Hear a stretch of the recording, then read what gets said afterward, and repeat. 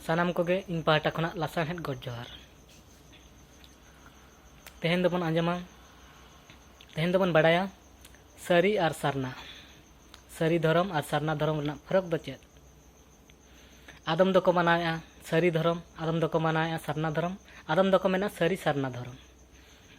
तेहेन उका दोबन पांजाया अको हम बाबन ठेको दाड़े कना जे उका हर डहार दो मार्साला मेनते। साधु रामचंद्र मुर्मू तिकिन जहाँ गुरु गमके तिकिन खना दो बयस मारांगे तकिना मेनते बड़ाय कना। और वेस्ट बेंगल रे सानाम सांताल हड़ को ख्रिस्टान तक चलाक कान समय उनको किन मना लेद कोआ जे आपे दो आबा धर्म खना दो आलोपे चला, आबा धर्म हो सारी गे ताबोना, सारी धर्म कान ताबोना। उन जको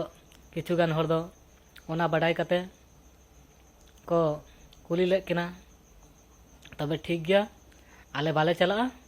जे आले धर्म आबा धर्म दो चेद कना ओना लय आले में। आबा धर्म दो सारी गया, आबो दो सारी सारी गे सारी धर्म हड़ कना बोन।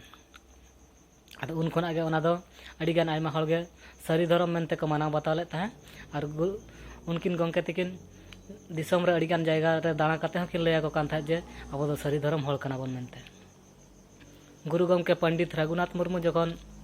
जानाम काते 1905 रे जानाम काते 1925 रे जखन ऑल उडुक काते दिसम दिसम दाणा के आकिन ऑल लगित ऑल पसनाव लगित उन जखन धर्म होकिन पसनाव ताहे ताहे आबो दो सारना धर्म हड़ कना बोन मेनते। सारना धर्म दो आकिना मोचा खना दो बाकिन उडुम का अड़ी गान आयमा हाड़ाम बाबा को गो बाबा को ठेन खन कुली तपस काते ओना कहानी दो किन बनाव लेद ताहे मेनते बड़ाय कना। और सलाते आकिन दो बोंगा सला हकिन नेपेल ताहे बोंगा पुंड सादम ते कापी बुरु खना पुंड सादम ते किन चला ताहे मेनते सरक ते हों ओना हो बड़ाय कना। और उनकिन दो सारी किन बोंगा कान ताहे और उनकिन जहाँ तिना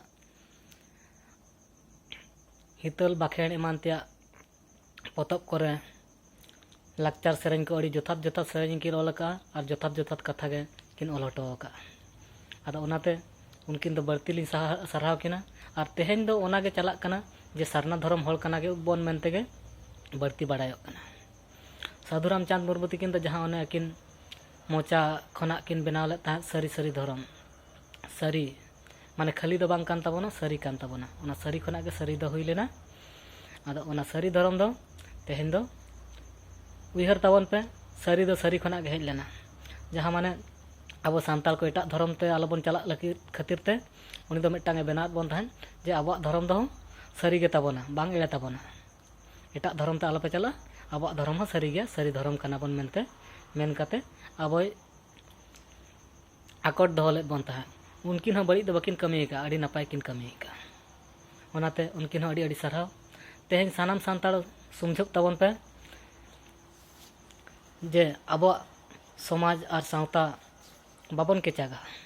तेहेन सारना तेगे बोन चला, सारना जाहेर गार तबोन चला। सारना जाहेर गार दो नोआ कना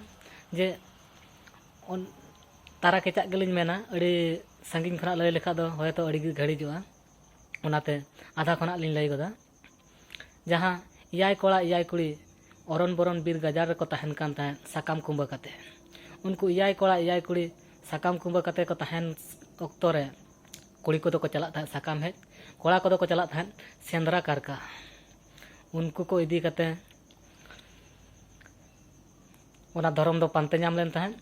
उनको कुड़ी को नाम के हुडिन कुड़ी नाम के एना ना आयना सारना तेला को एम के चेद ना एना सारना चेद ना सारना जतो को हेज इदीना को नेल इदिया को होय ना सारना एना सारी गे ना सारना होय ना सारना। ताले का दो कोड़ा को जखोर को हेज काते को नेल किया उन जखोर कोड़ा को हेज काते को नेल के बिदल रे मेना को ए हे सारी गया सार या सार कना। आदो कोड़ा को मा जखोर को हेज एन खाद मा कोड़ा को मा कटी बोन तिंगू काते कोयक को मा बांग साना बोना से कटी ती लगाव जो काते गे साना बोना। आदो आबो को दो इन समय रे उनको कोड़ा को चेद को चिका किया चलाव काते ओना सार दो को चूरमार को औरतुद गोदे ताहेन। जखन को औरतुद दे ताहेन ओना सार को और तुद के बिदर दो सार ते दो सारजम दारे भितर ताहेना और डोल ते दो ओडोकेना ओना डोल ते ओडोकेना और सार ते दो ओना दारे भितर ताहे दोहोयना आदो उन जोखो दो ओना मांग दो बाबन बड़ाय ताहे ओना सारजम दारे ओना सार दो बजाव लेना उन जोखो दो बाबो बड़ाय ताहे जे नोआ दारे दो सारजम दारे कना मेनते ओने उन जोखो गे उनको कोड़ा को मेन के या माया नोआ दारे मा सार मा जम के दिया सार मा भितर ताहेना ओना मा जम के डोल ते समूह ओडोकेना उन जोखो खना गे ओना दबन नितुम के ओना दको नितुम के नोआ दो चेत दारे कनाया सार जम दारे कनाया हे सारे जम काया उन खना गे बन बड़ाय के ओना दारे बुटे रे दो मारांग बुरुआ थुम देवगुन को थुम मेना मेनते बड़ाय कते ओना दारे बुटे रे दुधी नणी ते पेखिया दुधी नणी ते बेधा अचुर कते पाप रेना पराचित आबो बन बंगा ले तहन कोंडे उन समय खना गे माने ओना बंगा दो हेज अगु कना और उन समय खना गे बन बड़ाय अगु का ओना दो सारजम दारे कना मेनते दो ओना मांग दो बाबन बड़ाय तहन सारजम दारे दो चेदा नोआ जुदी एड़े कथा कना गुरु गमके तिकिना ऑल रोनोड़ पोतब रे जहां तिना मेना ओना को बन बड़ाय मा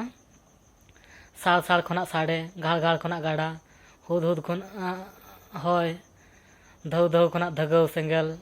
राड़ राड़ खना राड़ो झार झार खना झरना ओने उनका गे अड़ीगान आयमा आबो रोड दो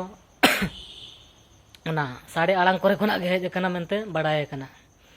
टिट टिट खना टिट टिट चेणे टिटलो खना टिटलो चेणे उनका गे अड़ीगान आयमा चेणे चिपरु nyutum हो आको रा आड़ांग करे खना गे बन अगु का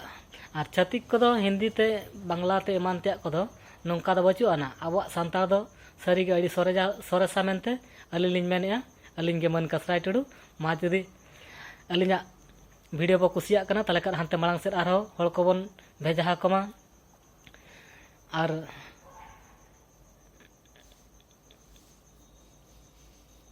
जतो को गे अलिन पहाटा कना लासाण हे गॉड जोहार और जुदी अलिना वीडियो आरो जुदी नाम सना पे तले का दो लाइक तबन पे मा एनखान जोहार।